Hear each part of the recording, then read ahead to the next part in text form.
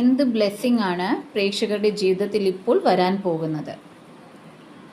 ഏറെ tiredness feel ചെയ്തിരുന്ന പ്രേക്ഷകർക്ക് ഒരു നല്ല എനർജി നിങ്ങളുടെ ബോഡിയിൽ നിങ്ങൾക്ക് തോന്നും. ഓക്കെ, സോ മെൻ്റൽ ടയർഡ്നെസ് ആയിക്കോട്ടെ, ഫിസിക്കൽ ടയർഡ്നെസ് ആയിക്കോട്ടെ, അത് മാറിപ്പോകുന്നതാണ്.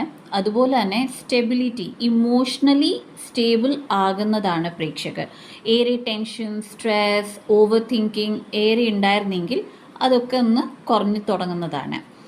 വീൽ ഓഫ് ഫോർച്യൂൺ ആണ്, ഡിവൈൻ ലക്ക് ആണ് നിങ്ങൾക്ക് വരുന്നത്. എന്നാൽ ഇത് കർമ്മത്തിൻ്റെയും കൂടി കാർഡാണ്. സോ എന്തൊക്കെ നല്ലത് നിങ്ങൾ ഇതുവരെ ചെയ്തിട്ടുണ്ടോ, പ്രേക്ഷകർ ചെയ്തിട്ടുണ്ടോ, അതിൻ്റെ നല്ല കർമ്മഫലം നിങ്ങൾക്ക് ഉടനെ തന്നെ കാണാൻ പറ്റുന്നതാണ്. Within 10 months. എന്ന് ഈ റീഡിംഗ് കാണുന്നോ അന്ന് തൊട്ട് 10 monthsനുള്ളിൽ നല്ല കർമ്മത്തിൻ്റെ ഫലങ്ങൾ കിട്ടി തുടങ്ങുന്നതാണ്.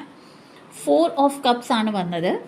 എന്ത് കാര്യത്തിലാണോ റിഗ്രറ്റ് ഉണ്ടായിരുന്നത്, ഓക്കെ, അത് മാറിപ്പോകുന്നതാണ്.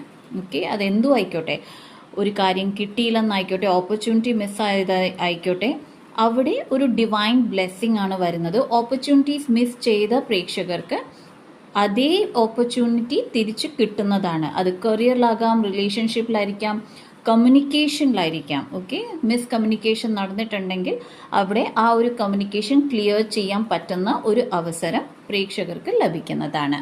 All the best.